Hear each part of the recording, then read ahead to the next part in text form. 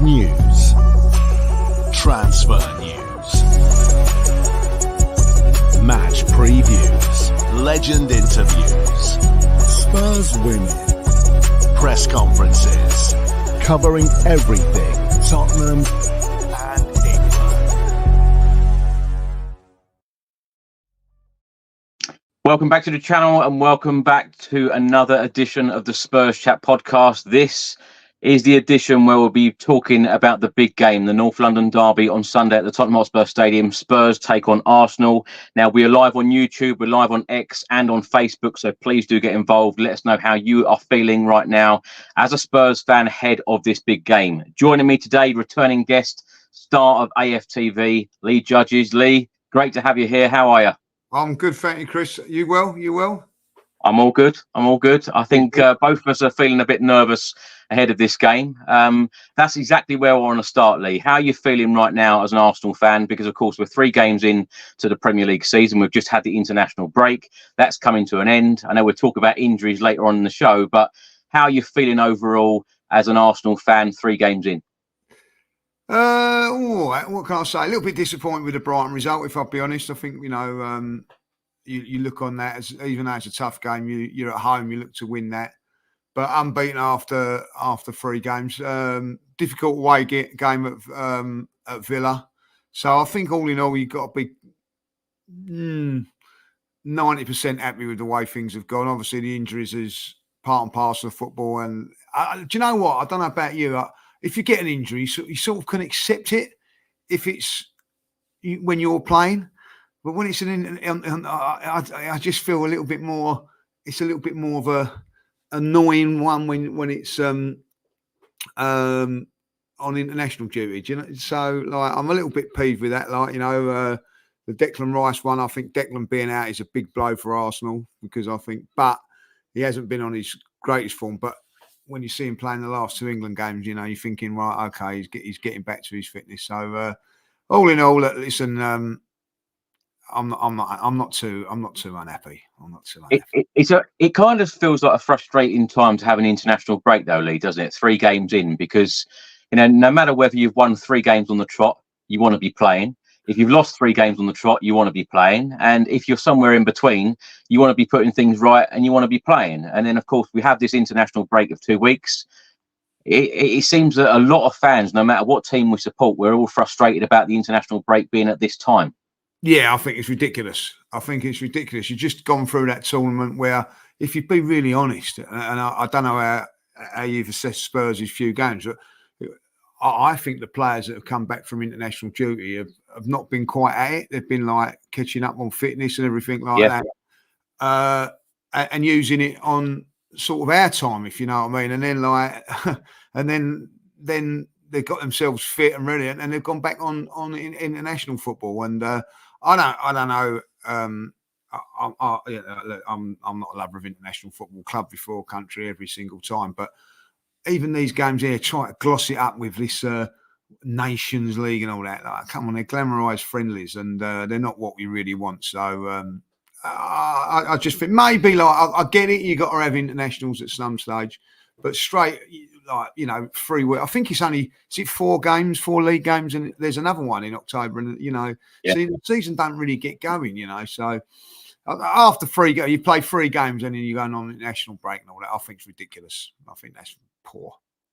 Lee, let's have a look at Arsenal's 3 games so far, because, of course, opening weekend of the season, you beat Wolves 2-0 at the Emirates, and then a massive win, in my opinion, away at Villa Park against Emery's Aston Villa 2-0. And then a 1-1 draw most recently that you mentioned there against Brighton at the Emirates. Of course, Declan Rice saw the red card. Arsenal, I'm not here to sit here and say how great Arsenal are, but you've only dropped points in only 3 games in the Premier League in 2024. Away at Manchester City, which of course you drew, losing that game at home against Aston Villa last season, and this game against Brighton. That is some record. Yeah, it is, and 2 of them have been at home. So it just shows you, if I've been really honest with you, Colin, our home form was the thing that lets us down. I know you might find that a bit silly, but we dropped too many points at home last season. So, again, like, 2 games gone in the Premier League and we've dropped points. I know there's circumstances to that, but, you can't afford to do that. Manchester City, didn't lose a game at home last season. And even though I think, as you say, we dropped 5 points last season, they dropped 2 from December. You know what I mean? So that's what you're up against. So it's a difficult scenario. I didn't really appreciate how hard it was when Liverpool were doing it, because you're not in that. You're looking at different, things really, trying to get into the top 4. But when you're actually in challenging it, you realise that you're up against something a bit unique. And last season, whatever we done, it was like table tennis. They just battered the ball back every single time. So it's tough. So, but our home form, as I say, is still good, but not, could be better. But our away form is very, very good. Very, very good. I always feel a little bit more confident going away than I do at home. I think we give up a lot more chances at home because I think we're, trying to express ourselves a little bit more and leave ourselves open a little bit. But away from home, saying that though, we did let Villa have a couple of good chances against us. So we'll have to wait and see. But with that record, Lee, what needs to change in your opinion for Arsenal to be even better? Because that is some record, very, very impressive record. Yeah, as I say, win your own games. Just win your own games. If I think we drew at you guys, lost to West Ham, drew I can't remember, drew at Fulham at home, lost to West Ham and Aston Villa. So, if you put in the sort of performances at home that Man City have, there's another 5-6 points there. So I would say that. This season's a funny sea. I don't know how you feel about this in Europe. Extra games just seems to be more money and that in there. I don't know how that's going to take its toll. I think we've strengthened the squad, but not as in. We're not as in depth, if you know what I mean. We've got more quality in it, but not as strong as what I would like it to be as far as depth's concerned. So. Yeah, I don't think you can really improve too much on your away form. I think we had defeats last season at Villa and Newcastle, which were tough. Went to Liverpool, went to City, who were the main rivals of the time, got points there. And then obviously going to you guys and as you know, it's never easy and getting a result there. So I think our you look at all the big games of away from home last season, we got something out of them. So, you're not going to win every game on the road, as everybody knows. So I do think it's probably just that little bit of home form. When you spoke about the depth there, Lee, I think that every single fan, no matter what team you support, they always say, we need a bit more. Yeah. I know I'll certainly come on to that, talking about the Spurs transfer windows. But talk to me about the transfer window, because the last couple of seasons, Arsenal have come very close to winning the Premier League, but of course pipped by Manchester City on both occasions. Sterling has just signed for you, may make his debut at the Tottenham Hotspur Stadium on Sunday. Happy with the transfer window overall and happy with Raheem Sterling coming in? Happy, yes, that we've, I think, strengthened the squad, but no, not on the deck. Listen, I think if you said to me what would have been an ideal window for Arsenal, I'd have said bring in a striker, another top midfield player, and maybe a wide player, a Sterling, for instance, as a backup to Saka. That would be it. Calafiori's obviously another depth to the squad there. And we've got Marino in, who is decent, but it's always everybody going, oh well, yeah, say if we'd have got Bruno and Isaac from Newcastle, it cost us that, but just over 200 million. That's all right. We can afford that. I don't think that is there now. I think you've got to be realistic about what money you can spend and whatever, and we went big last season with Declan Rice. But when you see that £100 million player like Declan Rice, you know what you get from him. There is quality there. So I think maybe we didn't do enough to just probably, when you're in a position of second, it's very hard. When you're in second place, it's very, very hard to improve on the 11. And you said we're winning games, 5 points drops from January. it's hard to go right. What do you need to improve this? Improve the team? But I never thought it was a team. I think our team's on it 1 to 11 is as good as anything. But it's that depth of, and I just think that maybe we'll regret that at the end of the season again. I just think that unless something happens in January, but it ain't always about chucking money. I know that people go on about, get this, get this. It's not always about that, you know what I mean? But it is just getting the right players in, listen, we go into probably Sunday with, and you can't say that, but probably our first choice front three probably missing. So you've got to have players that are going to come in and back that up, So listen, but you know what it was last season when you're losing a lot of your players. It is hard to maintain it, but that is what the squad's for now. I think at the end of the day, maybe trim the squad down, but there's players in there now. Sterling comes in. That's it's better than what we had last season as a replacement. So we've got Marino and Thomas Partey. Back up for Sunday is Thomas Partey and Jorginho. That's not bad. That's not bad. You know what I mean? I'm not. But I just think maybe one or two. But listen, you're quite right what you say. If we'd have got in a midfield player, I'd been saying, we needed a forward, or if we'd have got the forward in the midfield player, we needed a winger. So it is hard. But I do think we've the extra games coming in, and I think one thing that we didn't have last season, it does make me laugh when. Arsenal never had no injuries. Well, no, we didn't. We had Timber out for the whole season. We had Thomas Partey out for 3/4 of that season, but our key players weren't. So this time around, key players look like they're going to be out. So, this is where for me, Mikel's got to earn his call now. This is where he comes in. Is he the real deal or not? Well, we're going to find out in the next 2 weeks. Lee, last summer when you signed Declan Rice, I felt, even as an outsider, I felt that you would get closer to Manchester City, but I didn't think that it was enough to win the Premier League. Now, from what you've done in this transfer window, do you feel like you're a little bit closer? Do you feel like perhaps you can win it this year? No, I don't think we've done enough. I think at the end of the day, we needed a game changer signing. What we've done is we've brought in deep, very, very good players, but we haven't brought in a Declan Rice sort of signing, if you know what I'm saying. What Declan Rice done to us last season is, I think there's Man City, and then there's Arsenal, and then there's a gap. I think that we was in the cluster of everybody else, and now we've just moved up.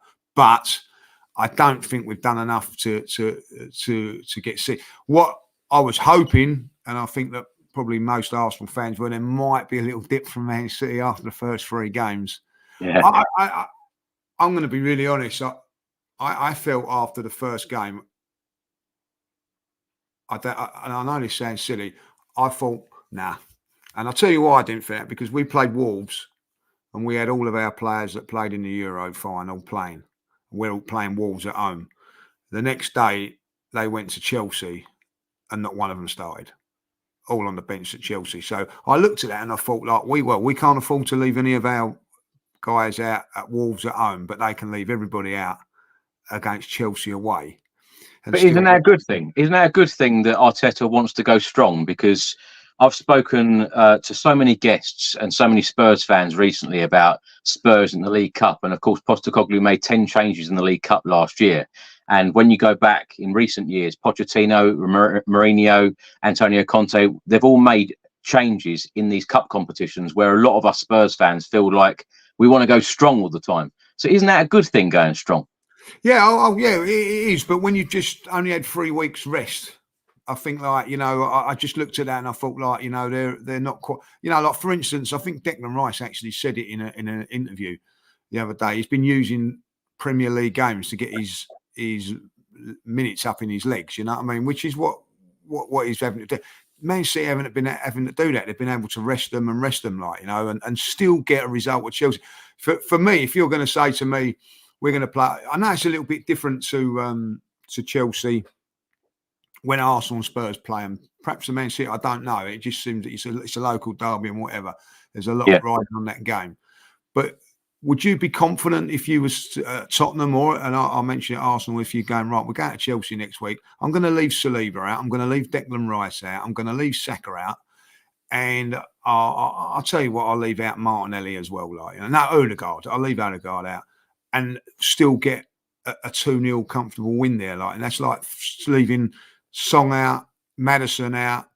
Yeah, that you're not gonna. You'd be going, what the hell is Ange doing? What is Arteta doing?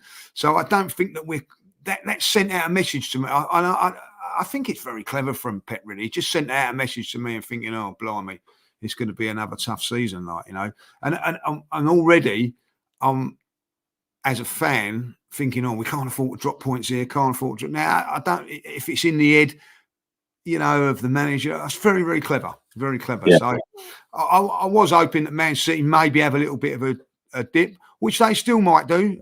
You know, someone like De Bruyne is getting a little bit older and everything like that. But, you know, they've still got that machine up front, haven't they? Like, you know, so, you know, absolutely. It's going to be tough. It's going to be tough. Lee, you've always been very fair and honest and very balanced when you've been talking about Spurs on this channel, and you've always had some very good feedback from the listeners and viewers. Now, talk to me about Tottenham's season so far, because of course we drew against Leicester on the opening weekend of the season, beat Everton 4-0 at the Tottenham Hotspur Stadium. They had a lot of injury problems that weekend, and most recently lost 2-1 away at Newcastle. A lot of us Spurs fans feel that we should be sitting here with 3 wins out of 3, 9 points, but it wasn't to be. Chances, many chances missed in the final third. What have you made of Tottenham's opening 3 games? Yeah, I think you're right. You know, I'm not going to lie. I'll switch on the telly at Tottenham when I think that they're going to lose games. You know what I mean? So, but it was Monday night. I thought, I'll watch a bit of the Leicester game. Well, I watched about 20 minutes and I said, God, it's going to be a cricket score. So I didn't see it, and then like it come through that it was 1-1. So I switched on and watched the last 20. Could have lost that game in the end, but like what I see in that first half, you should have won by 4 or 5-0. And once if you've got 3 or 4, if you've got the second goal, for instance, at half time, gone in 2-0 at half time, game over. So that was a wasted opportunity. Obviously, Everton, you dispose of them, like, which to be honest, I think you expect that to happen. And then against Newcastle, it was my birthday weekend, or like my birthday was in the week, and it was my birthday. I had a family barbecue on the Sunday. Of course, about to have the Spurs family round, like, you know what I mean? Oh, can we watch the game? And so hold on your birthday weekend, you've got the Spurs family around watching the Spurs game. I love it. Oh yeah. Well, like I've said, like, you know, do you want to have it on? Like, so I've said, yeah. So I'm watching it, and my mum's partner, he's Spurs, when they equal, it was 1-0 down Spurs, but no, they was 1-0 down. It went 1-1, and he's gone in my house. Yes, I weren't happy with that. Like, you know what I mean? But he actually said, and I thought I said to him, like, hey, I'm going to go and carry on with the barbecue, like, because you're going to win this now. And he said, I'll tell you what, I'll have a bet with you now. We'll end up losing this 2-1. Like he said, we'll have all of the game and lose it. I've seen it so many times. I said, nah, that ain't happening. And 2 minutes later, bang, they score. And he went, I told you. And I went, oh, I never see that coming. I've been genuine. I never see it coming. He went, oh, I've been watching Spurs a long time. We leave ourselves far too open, blah, blah, blah. So again, another one of missed opportunities. So I would have probably said, you know, Spurs could be on a few more points, if I'll be honest. And at this moment in time, I wouldn't say to him, like, as a Tottenham fan, you know what I mean? And I know all you Spurs fans are all the same. Oh, we're worried about this game and all that, like, you know what I mean? If I'm a Spurs fan, I'd go in with a lot of confidence, because I don't think you're playing that bad, and you're playing up against not the strongest Arsenal side, you know what I mean? Like, so if I'm a Tottenham fan, I'll be thinking, well, if you're going to beat Arsenal, this is the time to do it. So as I say, I don't think you're in that disastrous form. So listen, you're at home as well. So I think home advantage. I've always said that. I always enjoy a Arsenal win away from at Tottenham a lot more than I do at home, because it's you've had to play well to get that result. Do you know what I mean? Because I always think home advantage is a big thing. I don't know if it is too much now at White Hart. It's not at White Hart Lane now. I don't know how you feel about that. Like and I'm not having a go at Spurs fans or the stadium and all that, because I think I've experienced myself. I just think that maybe because it's too big and all that, but the atmosphere at Tottenham is not as hostile as it was when it was at White Hart Lane. It's different. It's a different. I suppose you know what I mean. It was always like, I always say that. I'll never forget when Harry Kane, when he scored with his mask. Coquelin got sent off, and we ended up being 2-2, but I went 2-1, and I've never experienced incredible. I've never experienced a noise like it. Like, do you know what I mean? Like the ground was rocking. It was, the stadium was shaking. It was like unbelievable. I've got goosebumps as you're saying it, Lee. Incredible. Yeah. It was, and I thought, wow. And I thought, wow. And Sanchez went and scored, and then Arsenal fans went mad, and it was like an unbelievable. And you think, well, get out of there with a draw. It was great, but that was so. But Tottenham was like that. It was. I don't know. What it was. Listen, it's a very, very impressive stadium. I'm not knocking it in any shape or form, but I just think like going there now, it's a little bit not as intimidating. That's what I say. And I mean that in a nice way from Spurs. I'm not saying it's frightened when you're going to Spurs. I thought it was always, like right in you, right at you, and it was a proper. I just feel it's not quite the same. There you go. I'll tell you what, it was the same a couple of years ago under Antonio Conte when we beat you 3-0. That evening, that place was absolutely electric. The Spurs fans were unreal. And that is exactly what Spurs need on Sunday for that stadium to be exactly like that. Lee, I'm going to put an image on the screen now. This was Newcastle's second goal. I just want to get your opinion on this high line, because you've probably seen this so often in the last 12 months, 14 months that Postecoglou's been here. Of course, we started last season unbeaten after 10 games, 8 wins, 2 draws. A lot of Spurs fans were getting quite excited at that point. But there has been a lot of criticism of late with the way that Ange Postecoglou has been playing and has been setting up, because after that unbeaten run of 10 games, in the 11th game, we played Chelsea. And since then, we've won 13. We've lost 13 and we've drawn 5. So in actual fact, that's an inconsistent team, if you like. You don't know whether you're winning one week or losing the next week. But Spurs fans have been enjoying this style of football under Postecoglou. From an outsider looking in at Tottenham and what they've done and what Ange Postecoglou is doing at Spurs, what do you make of it? Listen, I'm going to, with Ange, I think he's done it exceptionally well at first, because I think that he's looked at it, and what was Tottenham crying out for? Obviously, apart from the obvious, was entertaining football. It wasn't great, so he's gone there and he's entertained, and the fans have loved him for it. But as the season's gone on and it's wore on, I do feel like now that this great football that we're playing is slightly wearing off when you're losing games. You know what I mean? Like when you're playing against the beaters. Listen, if they played out, I'm like people are going, we've got to worry about the midfield and everything like that. I say, look, let's hope Tottenham play that high line, because that will then confine the midfield. It confines the midfield to where you're only running from 50 yards instead of 75 yards. So that means our 2 midfield players can sit in and we can just pick them off. You know what I mean? Like, but Ange says, like the game against Chelsea, when he played Chelsea, I think he made a massive mistake in coming out. Well, that's just us. That's the way.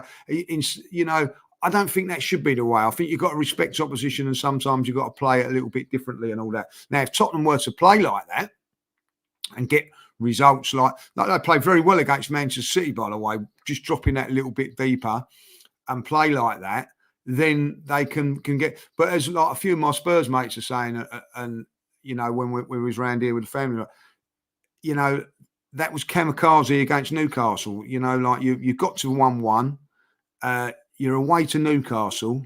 You know, have a little bit of respect, just drop off a little bit, like, and pick them off on an away game, like, you know. And I don't think there's nothing wrong in that if you do that, like, you know. Alex Ferguson, probably the greatest manager in the Premier League, changed things up when he played against Arsenal because he knew he couldn't go like toe to toe with Arsenal in that sort of game, so he'd change it. And I think that you have to do that, particularly in Europe as well. Like, you know, you're going to get found out if you do that. A few of my Spurs mates are saying, "Oh, you know, we're going to win the Europa League. We're favourites for it and all that." Like, and I say, "Yeah, you are. But tactically, if you play like that, you will get found out by better teams." So I think that he will change. If he doesn't, Chris, I'll be honest, I think he'd be under pressure if he was to lose to Arsenal in that same way. I like say if you're playing all that sort of football against Arsenal and Arsenal hit you on the break, like, how can I say it? Like, and hit you on the break this time. Like, he was sort of said, didn't he? Oh, no, we don't really worry about set pieces and Arsenal banging 3 goals against set pieces. If he was to play the high line and Arsenal were to get through that way, then you know, like Brentford then were to beat you, and then Man United get something, or you don't beat Brentford, and you all of a sudden the pressure of the results of last season, all that, I think could go a little bit against him. So I just think if I was a Spurs fan, I'd be very, very pleased how it's going, how he's doing things. But just don't be pig-headed about things. You know what I mean? Have a little bit of respect for other teams, particularly the teams that can. You know, you're playing Newcastle, who've got players that can pick up, and you've got Isaac up front who's got pace. Why would you do that, like, you know? So there are those sort of things that I would look at. But, you know, on the flip side of it, like, you know, that you was not getting great results, and the football wasn't great neither. Like, you know what I mean? I've got 2 of my mates. So one of them, I'll mention him, Dean, because he might be watching. Like, you know, he's a big Spurs fan. He was actually saying, "Oh, do you know what? I don't want to go no more." It was like, you know, I've had enough of it. All of a sudden now, win, lose or draw, I'm looking forward to it. Like, whatever happens, you know, you're going to get a good game. You know, on Sunday it's going to be an open game. You're not going to be sitting back waiting for Arsenal to score. You're going to give it a go. So there's a fine line between success and failure in this, I think. Like, you know, it's funny though, Lee, because Vicario and Ange Postecoglou have come out various times and said they don't really worry about clean sheets because it's kind of the attitude of we'll score more than we concede. But what have you made of the Spurs players in the final third? Because, you know, it's fair to say that, you know, some of our players in the final third have been very wasteful this season and, of course, last season. And Andrew said so often in the last 14 months since his arrival that there is so much more growth to come in that final third. And also, let's get your opinion on the signing of Dominic Solanke, because, of course, we sign a striker, you know, never out injured for Bournemouth, comes to Spurs, plays 1 game and, of course, missed the last couple. Yeah. Well, you know, I don't want to be too like it's Brendan Johnson. Let's have a look at him. I watch him and I think, he's got all the attributes to be a good player, but he's not there yet. You know what I mean? Like, and you're asking someone like him who, at this moment in time, is probably Nottingham Forest level best player sort of thing, but you're asking him to come to Tottenham and be the number 1 at a big club. You know what I mean? There's a lot of pressure when it goes to Spurs. You know what I mean? Like, you know, like, it's just, I don't care what anybody says. It's a big club. You know what I mean? Like, you know, you got to walk into the stadium where you know, you got Bournemouth with Solanke, like, playing in front of 17,000. Like, you know, that, you know, one end at Tottenham is bigger than the whole stadium. You know, so it is a big step up. Like, you know, and I think, like, you know, Son is still the guy. He's still your, you know, if you was to say to me, like, who do you fear on Sunday? I'm going to say Son. Why? Because he's been top notch for Tottenham for me, but he's probably on the way down now instead of the way up. So, but there's they are going to improve. Kulusevski, I think, has never really gone quite on, Chris, to what I thought like he started off at. You could say the same about Martinelli. I'm going to sneeze over a sec. I ain't going to do my backing, but that's all right. But like, yeah. So you never know with these. Like when I, just going back to Martinelli. With Martinelli, I thought he was going to be the next best thing and all that, but he's not quite gone on. He's got to a certain thing, and that's probably what's happened with Kulusevski. Maybe we've had a couple of others as well. So and Solanke coming in, like I think he'd do well. I think he'd do well. Spurs are will create chances, but if I'm a Spurs fan looking at it, and I'm thinking, well, we've had the best, and we still couldn't get over the line. Is Solanke going to be the one to take us there? Like, what I mean? I personally don't think that he is. So you must have had many conversations about Arsenal wanting to sign a striker. Was Dominic Solanke ever on your wish list? No. And I don't mean that nastily and all that, like, because I think in Kai Havertz we've got something that's completely different. He's not a centre forward, but I think with Kai Havertz, he actually is the one that makes us tick a little bit up front. Like, what I mean? Like, he brings in players, he does a lot of other stuff and all that. Like, I don't think he's going to go and get 30 goals, but I think he'll get 20 goals, maybe 18 goals and quite a few assists and things like that. Do you know what I'm saying? Like, so I think that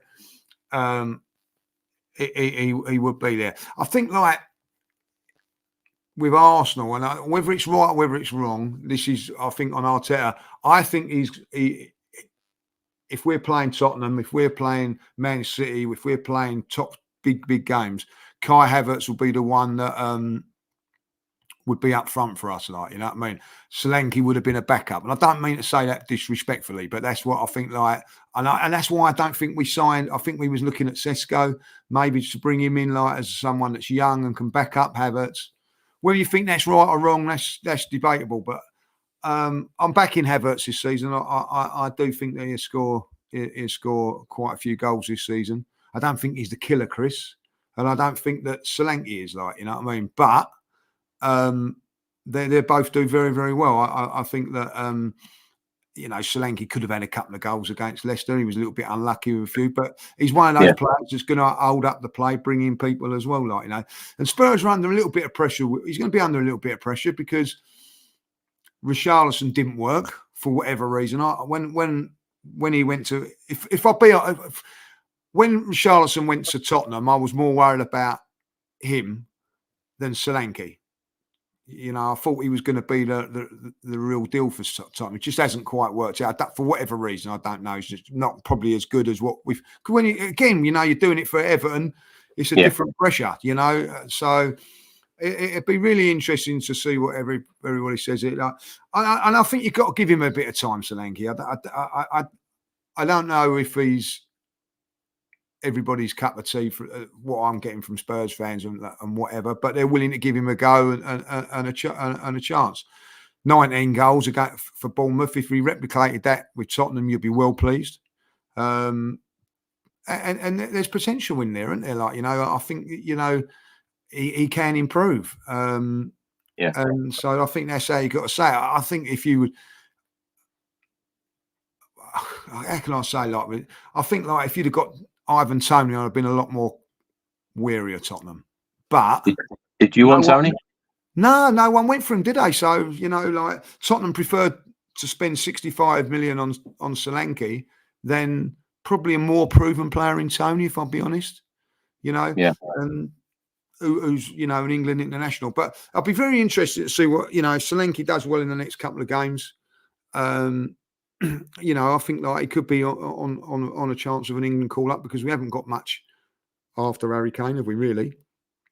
So the world's his oyster if you look at it from that point of view. Interesting question or point there, Lee, about Harry Kane. Do you cheer for his goals now? Oh yeah, highly delighted. Like, what I mean, Bayern Munich's Harry Kane, it was fantastic. Like, what I mean?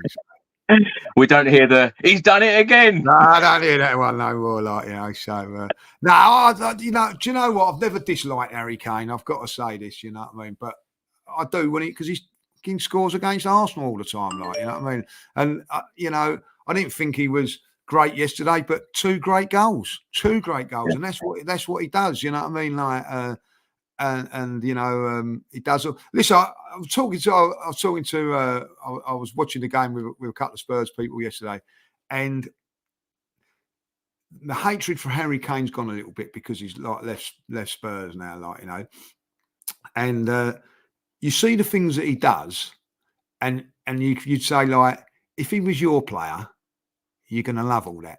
Do you know what I'm saying? Like, if he'd done that, if he was an Arsenal player, you'd go, oh yeah, he's a bit of a cheat. He's got a little, he comes across as this really, really nice guy, but he's got the dark side to him, which is not a criticism, by the way, because I think you've got to have that in to be successful.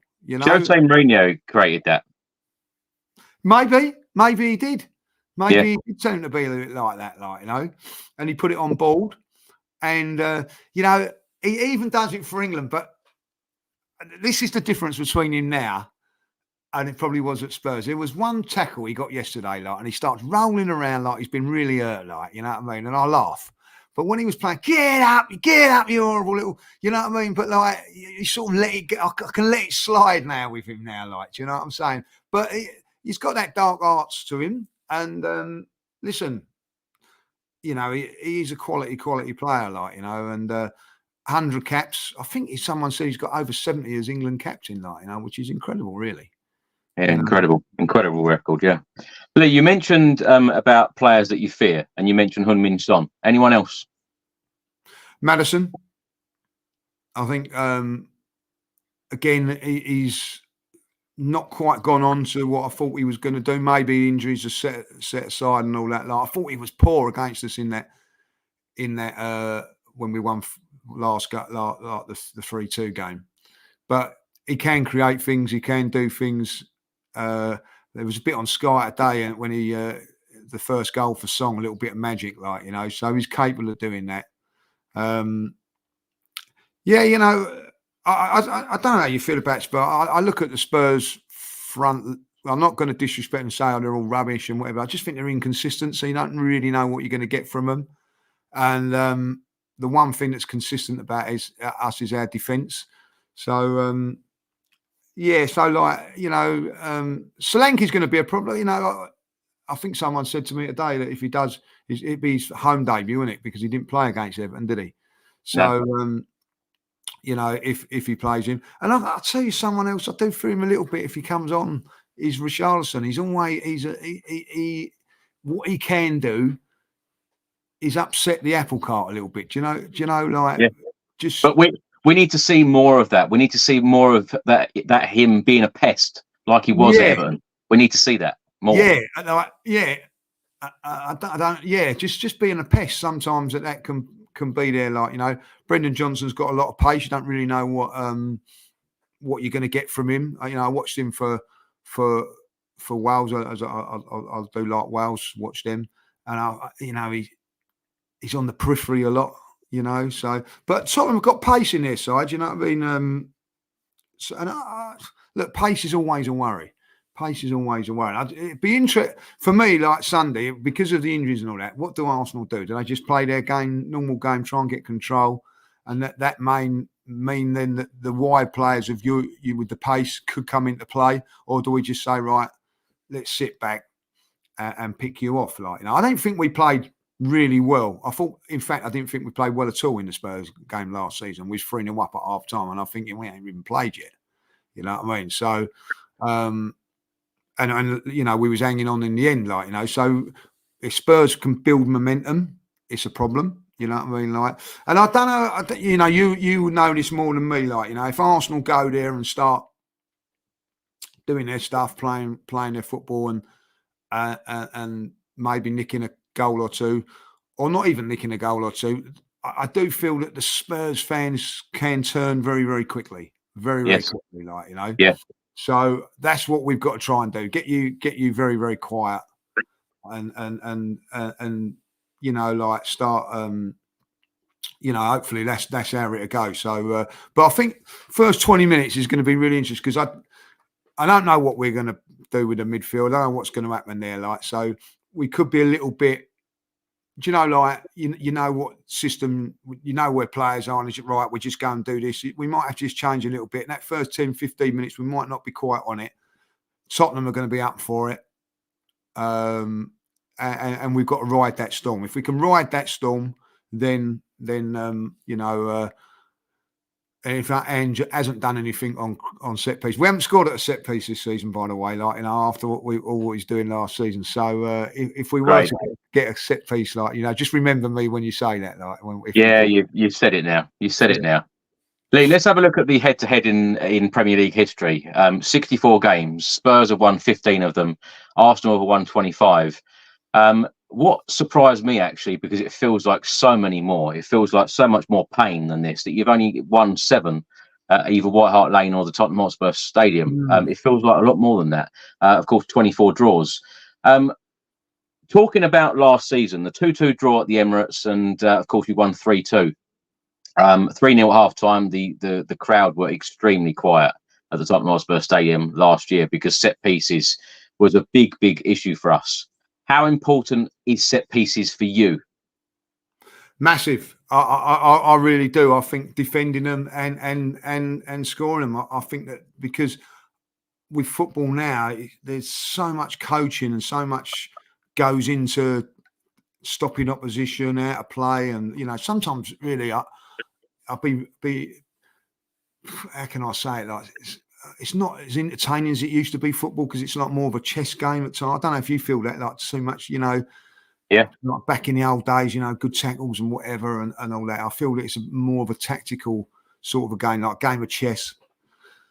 So they do come into play, like, and, like, as I said, I didn't think we played very well last season. And here we were 3-0 up. And if where I was standing last season, I was right by the away fans. If you'd have said to me, right, you can't watch no more of this game, Lee, but you can sit there and watch the Spurs fans, I'd have bit your hand off for it, because it was fantastic. You know what I mean? Just sit there watching the Spurs. Mind you, I wouldn't have when you scored a couple of goals quickly, but it was. I'm looking at it and I'm thinking, like, I don't know how you guys felt. You must be going in and going, wow, like, and we 3-0 down. We ain't even played yet. Like, we're playing quite well. That's how important set pieces are, because we got one on the break. I know with Saka, which the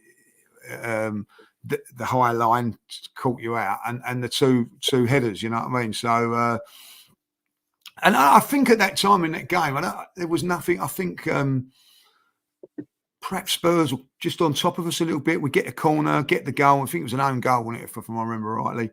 And then at the offside, which was very, very close, and then straight from that, we're 2-0 up. And I do think that set pieces are so important. And for your manager to dismiss that, I think it's not good. Do you know what? In Arsene Wenger's great times and all that, like, we used to get corners and we just say, I'll give him a goal kick.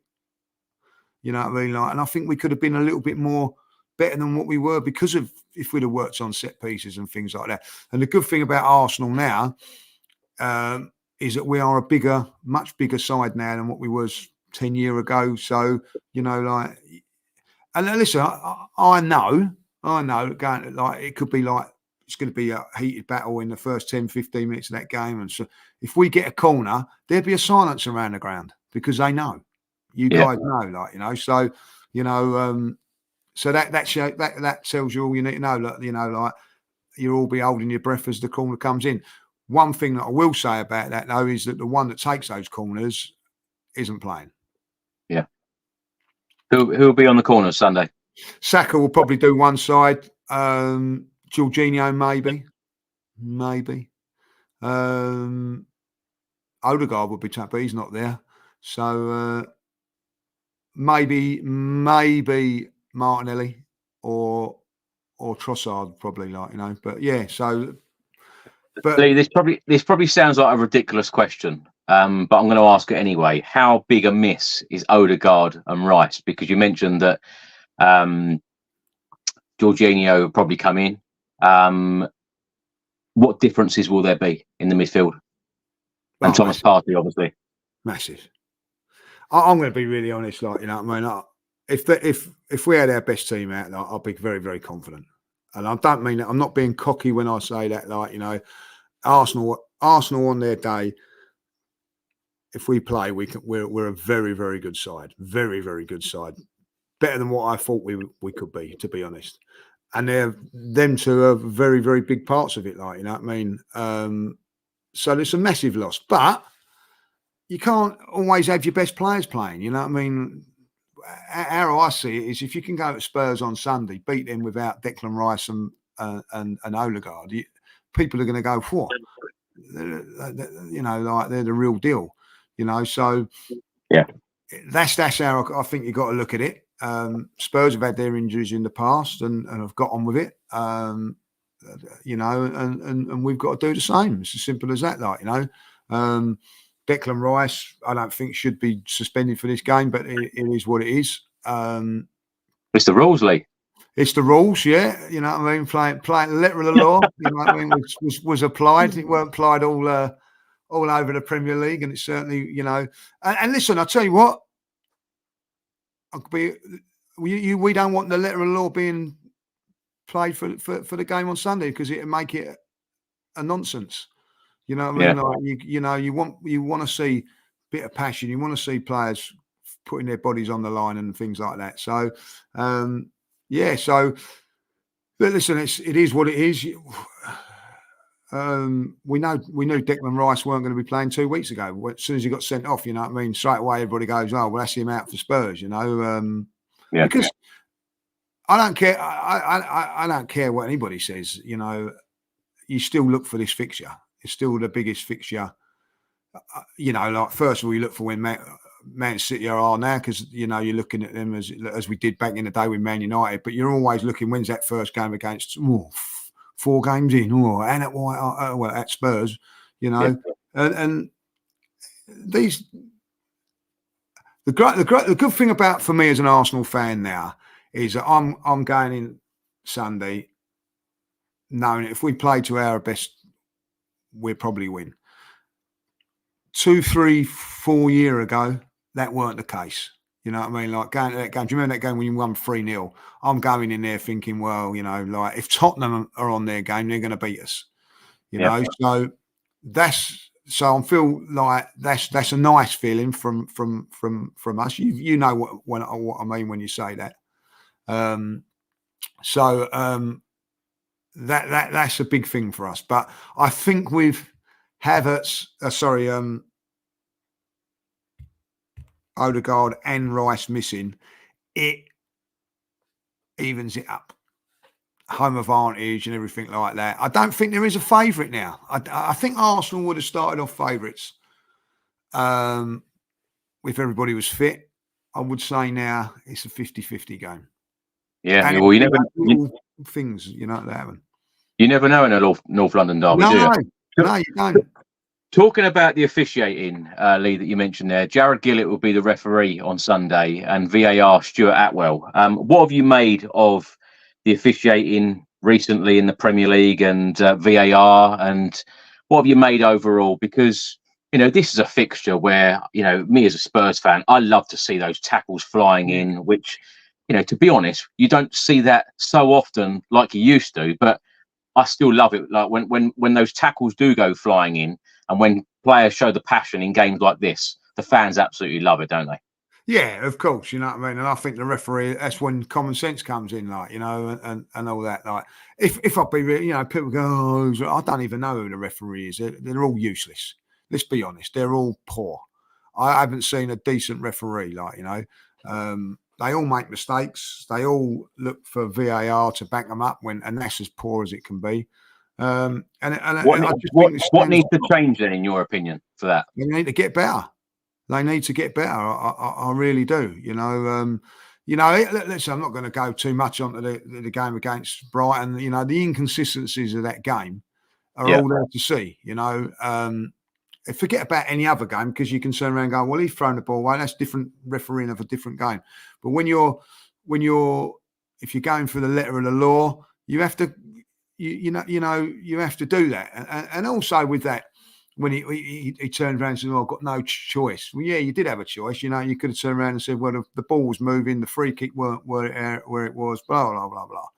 I just think that they're just poor, and they're not accountable. And listen, I'm not just saying this because an Arsenal fan. I see poor, like Bournemouth have had a horrendous decision. You know what I mean? Like with the handball in the last minute. You know what I mean? Like, you know, no one knows what's going on there. I see. I know it's funny, but like it just shows you what a referee is like when you had that Dermot Gallagher going, "Oh yes, no, it's not a booking from the player that kicked Rice." And then they pulled out 166 a year earlier when it was Lansbury done it in a game for Luton against Nottingham Forest, I think it was. Oh, definite sending off. Had to go, like, you know. So there's just no consistency with them, like, you know. And you think like someone would have said to him, "Remember, like 2 years ago, you said this." You know, they think they're above everybody else. And I just think that the standard's poor. I really do. And when you've got it on camera and you're still getting things wrong, highlighting it, VAR to me just highlights how poor it is, you know what I mean? Because it just makes it even worse. But, listen, they've always been rubbish, haven't they? Come on. It's a weird one, Lee, because I spent a week out at the Euros, and whatever game I was at, I thought the officiating was actually very, very good. And when you were inside the stadium, they were constantly putting messages on the screen for the spectators inside the stadiums to tell the fans exactly what was going on. That needs to come to the Premier League, in my opinion. You know, best league in the world, but you know, no descriptions. You know, half the fans don't know what's happening half the time. Lee, let's have a look at the last time that you played in the Premier League against Brighton. This was the starting 11: Raya, Timber, Gabriel, Saliba, White, Rice, Partey, Odegaard, Trossard, Havertz and Saka. Obviously, we've spoken about Odegaard and Declan Rice not playing in the Spurs game. You've said who you think that will come in: Thomas Partey and Jorginho. Any other changes would you expect? And also talk us through this sub bench. Is there enough there for you in terms of game changers? Oh, that's a good question. I think that, you know, that will depend on if Jesus is fit. So if he would come back on the bench, and obviously Sterling would be on that bench, so that would be two good players to come on up top there. Like, you know, I think the decision that he's got two big, I think, massive decisions. Does he go with Nwaneri as in place of Odegaard, or he could actually go with Trossard in there, or does he bring back Havertz into that midfield role, and then who does he play up in that top? Is Jesus fit enough to do that? Like, personally, I'd keep Havertz up top. I'd bring back Martinelli on the left-hand side because I think of the pace. And it is I did say earlier, on Forever Arsenal that I would probably go with Nwaneri because he is the replacement for Odegaard, you know, and if you're going to have him as your replacement, then when Odegaard's not there, why bring in somebody else, you know? So it'd be a big call to play him, but I do think he's good enough, even though he's only young. And, you know, look, we've seen 16-year-olds in the Euros and things like that, like, you know, so we'll have to see how that goes. So I'll take the gamble. I'll take the gamble and bring Nwaneri in there and play Martinelli. But that leaves Trossard out, so I don't think that he will. I think that it'll be Trossard will go. I think that's what I'd do, but I think that he'll play Trossard in that little Odegaard role, and it'd be Martinelli, Havertz, and Saka, which is still not bad. Lee, if Arsenal were at full strength, what Spurs players in the Tottenham squad would get into your starting 11?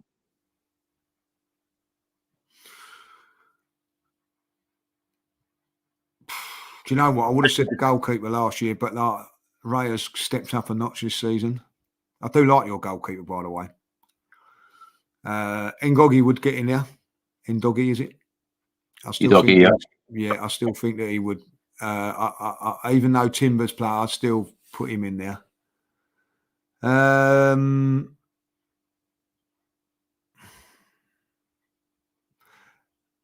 You've got two good central defenders,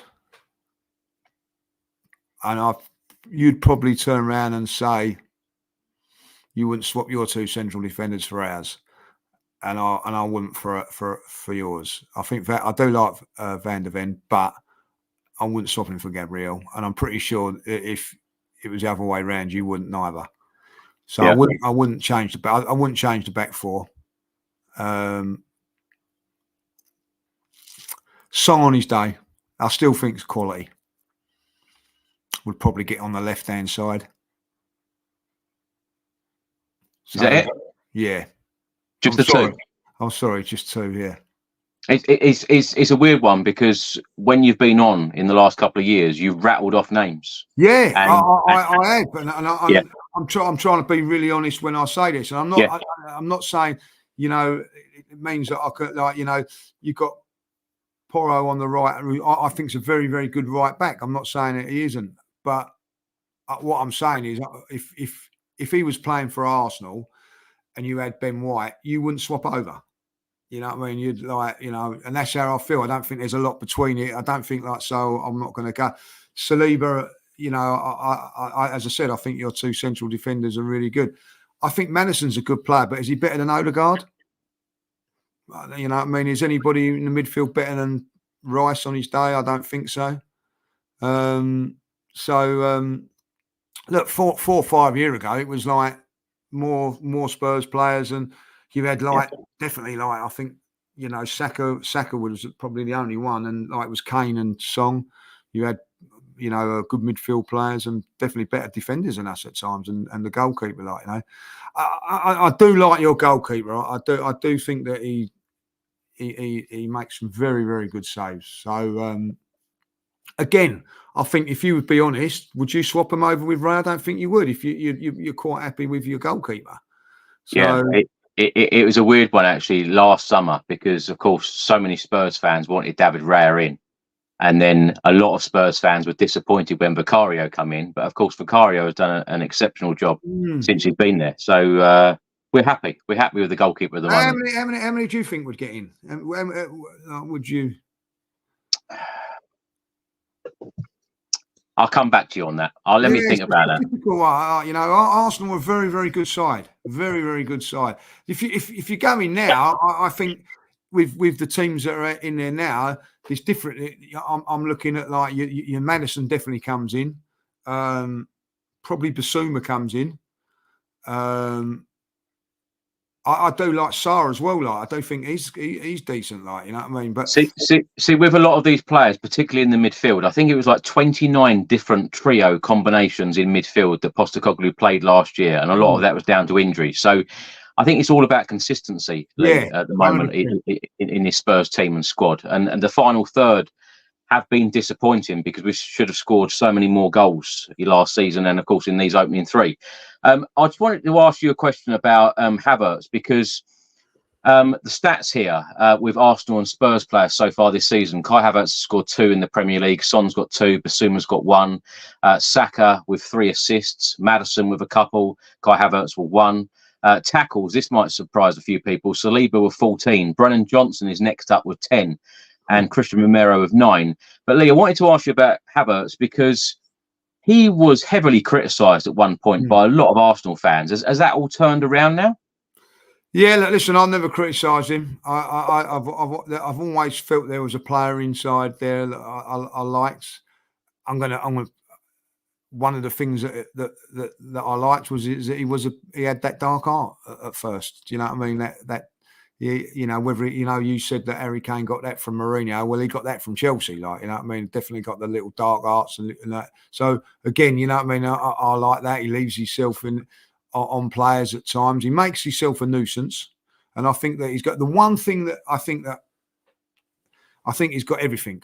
I think he's got a good touch. He can hold up play. He's got that little bit. The one thing that his weakness of his game is if he's on one, I'm not 100%.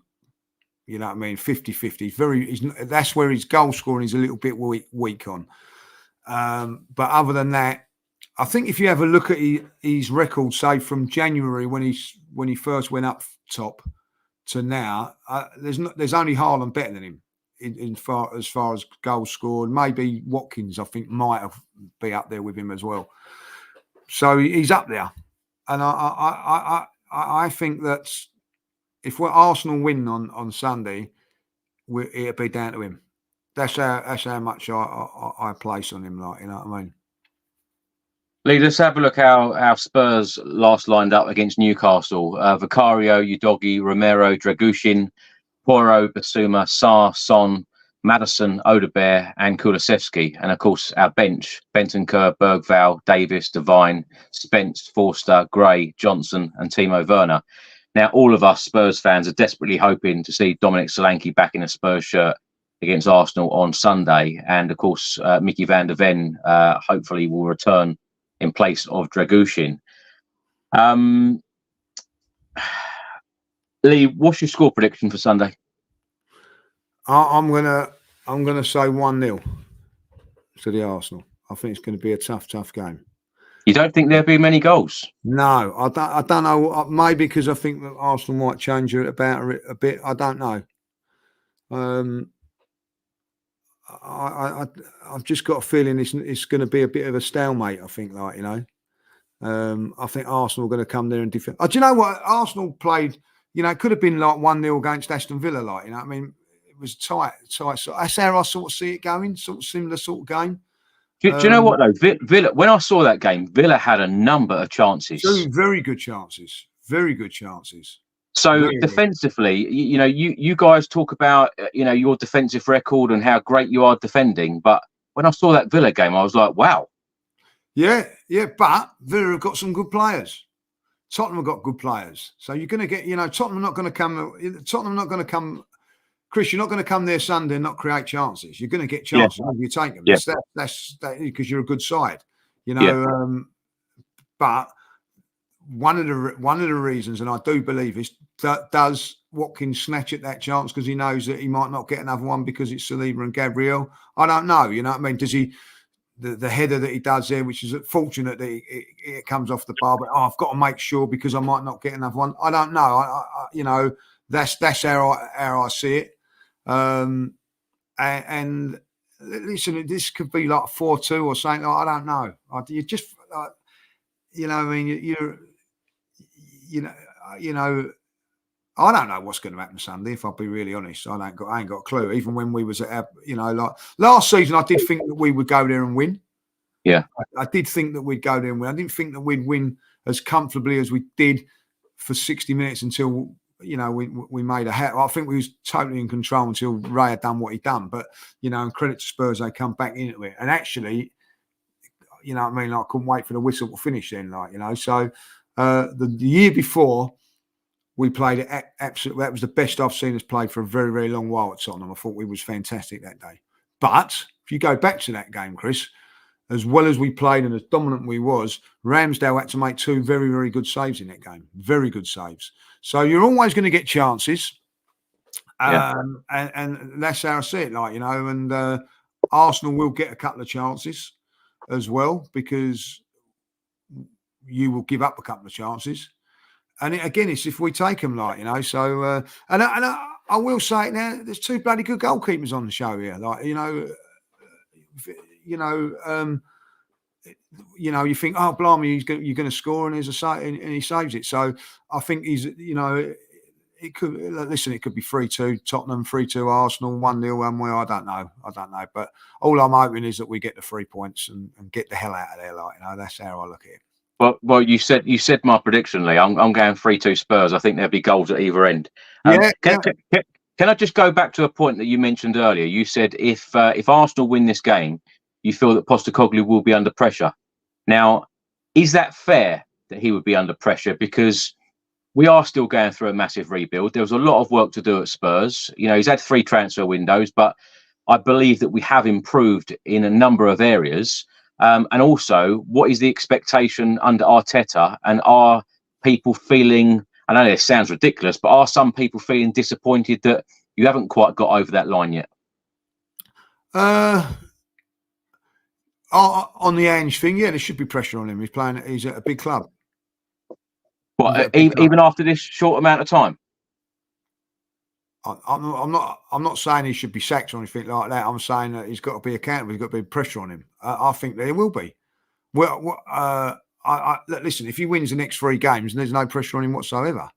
You know what I mean? Like, but if you don't win those games and you play the way that you've been playing on the back of what's happened last season, I do think that there will be pressure.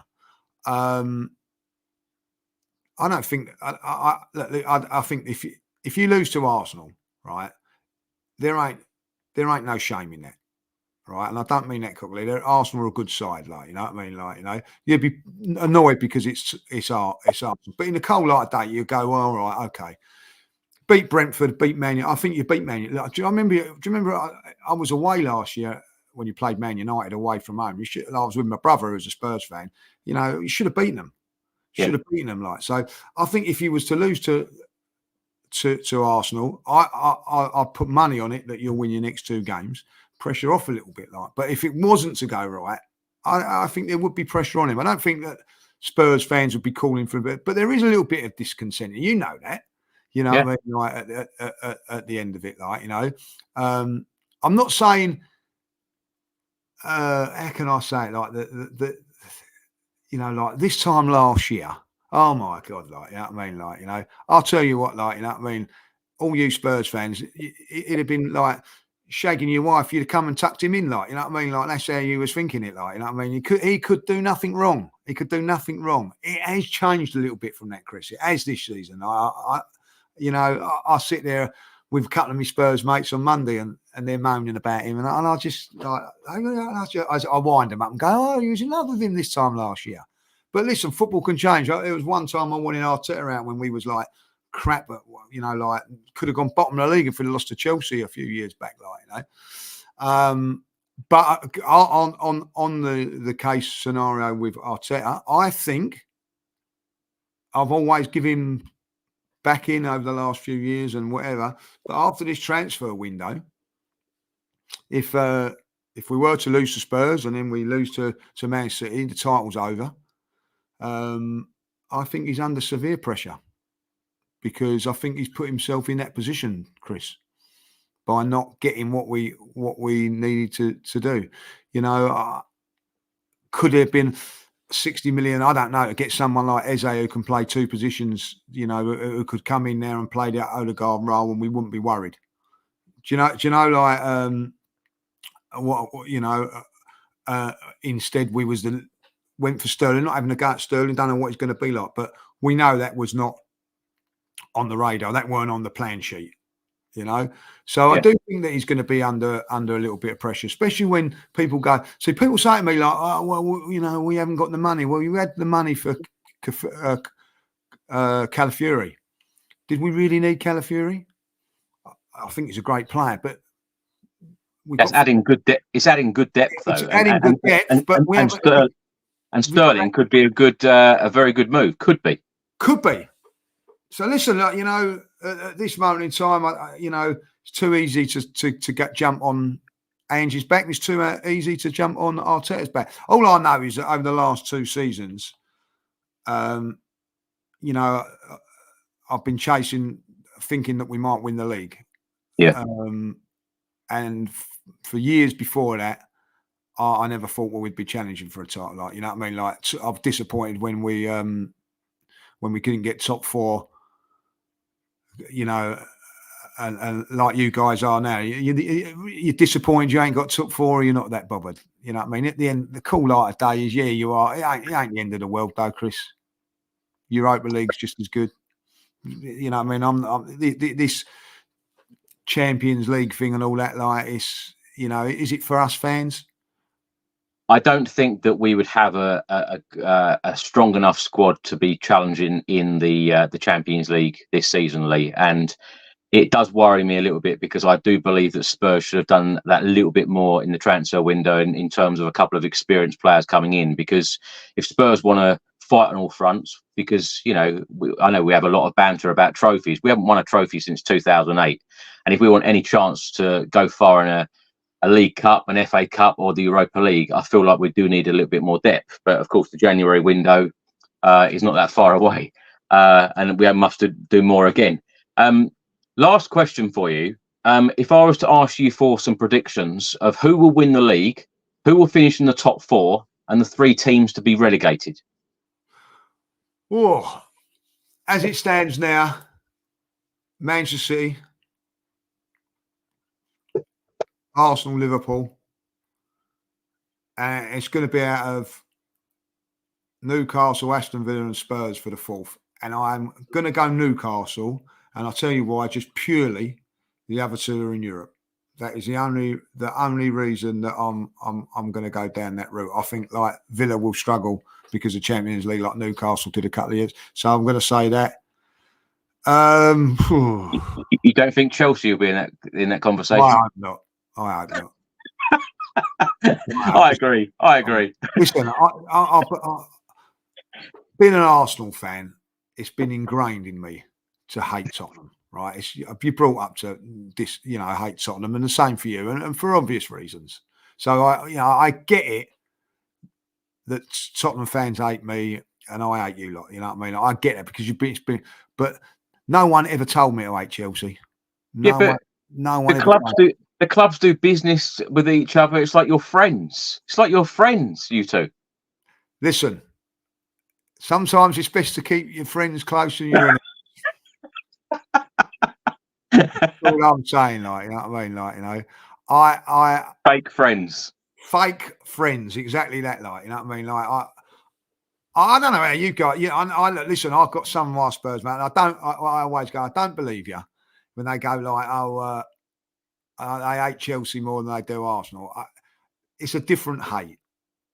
It's a different hate. That's how I say it. It's a different, you know, as a Spurs fan, you're born not to, you know, like, you don't want Arsenal to win. I don't want Tottenham to win any game, like, you know what I mean? Like, I'm not being horrible. If my kids are watching, I come in years ago when they're playing FIFA and all that, and just beat Spurs. That's all you got to do is beat Spurs, even on FIFA, like, you know. So it's just the way it is. Now, I hate Chelsea as much as what I do, but I prefer Chelsea to beat Tottenham. It's just, that's how, but I genuinely don't like Chelsea.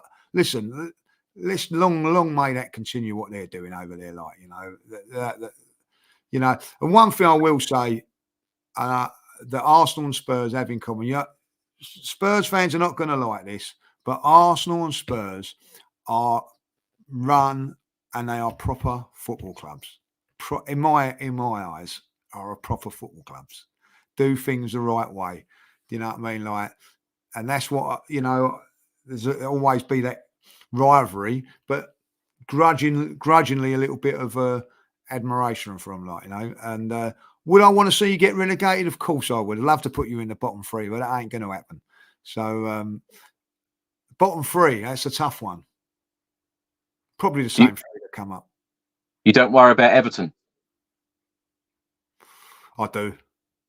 I've got, you know, massive soft spot for Everton, as you know, as you probably know, but especially, Lee, as they're going to be moving in their new stadium. Well, they're all looking forward to that, and I've said to them, don't, you know what I mean? Like, yeah, and that ain't as all smiles and as roses as probably Tottenham fans realise it as well now, like, you know. But listen, they were poor against you. Very, very poor. And then they were 2-0 up with 3 minutes to go the other day against Brentford. You know, I do worry about them. You know, I don't want Everton ever to go down, like, you know.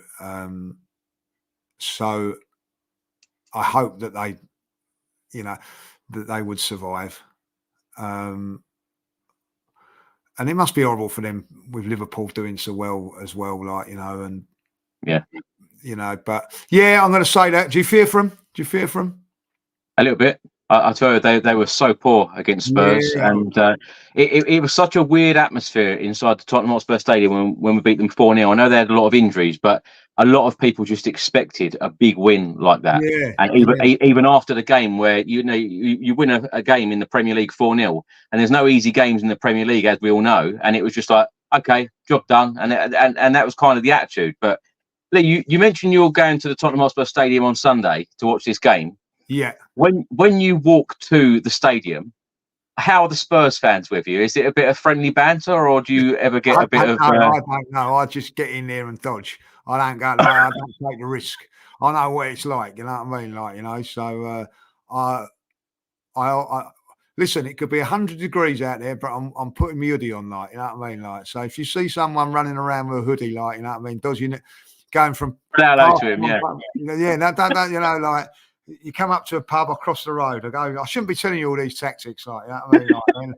Like, dodge this bit here, like, you know what I mean? Like, you know, and whatever, like, and if anybody says, I'll say, like, that's my brother, you know what I mean? So, what I want to know, you mentioned your brother's a Spurs fan. How did all that work? That some of you support Arsenal, some of you support Spurs. Just that my mum's side of the family are all Spurs.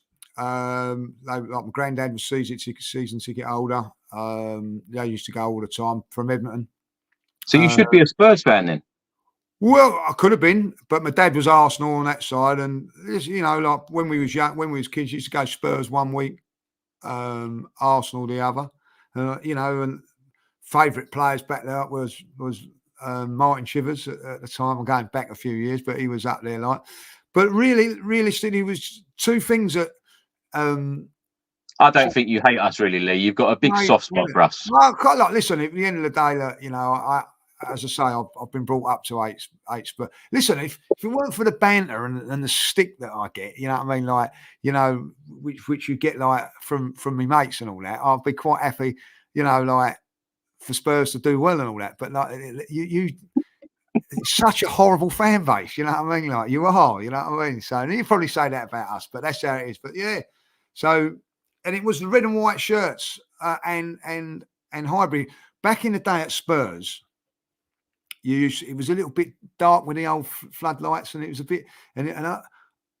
You might remember, or someone in this chat will know that you used to go. There's a side at Spurs, and you had to pay an extra 10p or 20p to get into it. I definitely don't remember that. Yeah, like some of the Spurs might. Like, I can't think what it was called. Like, so it was on the side of the pitch. So like you'd pay to get in, and then to get into this. Yeah, typical Spurs, you had to pay another 20p or something to get into this side of it, like. And I thought, well, that's wrong, you know what I mean? So you didn't have to do that at Highbury, like. But it was the lights at Highbury as well, you know, like they never had the pylons, and so that was it. So that's how it was. So yeah, so I used to go to lots of Spurs games as a kid, like, you know. So Enclosure, well done. That was it. It's called the Enclosure, right? So Northampton, he knows what he's on about. Yeah, so it was called the Enclosure, like, so that shows that I've been there, like, you know. So yeah, like, you know, so Spurs are always trying to get the extra money out of their fans, you know what I mean? And I don't know if it was anything spectacular about this Enclosure or whatever, but that's what it was. So yeah, so listen, I've got a nephew that's named Kane. Can you believe that? Like, you know what I mean? So, and I'll tell you what, Christmas is a real bad time for me, like. Because my brother lives abroad, so he comes over for Christmas. He didn't last year, but most Christmases he comes out. Of course, my mum, what does she buy him? What does she buy him? You know what I mean? Like Spurs kits, like, you know what I mean? So Christmas Day and Boxing Day, I have those little running around in my house with Spurs kits on, like, you know what I mean? Like, you know, love it. There you go, like, you know. So that, like, it's listen, I'm going to. I've not been there. I'm going to American football this year, like, you know, in hospitality, been invited. So, have you been up on our Skywalk? Have you done that yet? I've never been nowhere like. So, you know, I couldn't go. I'm not been. I couldn't go at Spurs in the away end or walk around it or anything like that for obvious reasons. But you know, for the American football, and all my Spurs mates go, you'll love it, Lee. It's so nice to see and all that. So, I'll be interested to see what that's like, you know. Yeah, I'll tell you what, the venue for boxing and NFL and rugby and all the other events is incredible. It really is. Yeah, you know what I mean? It looks like a nice stadium anyway, like, you know. So yeah.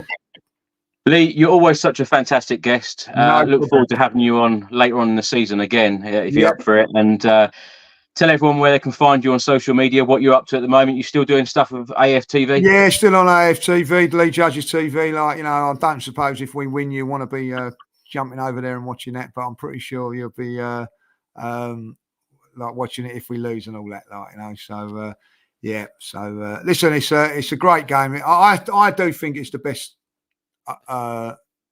rivalry. I do think it's the best derby game as well. I do. I know what we're all in it together, but it does produce good games. And the great thing about it, if you think about it, Arsenal Spurs, there's not a lot between it over the last 10, 15 years, as the Premier League proves it is.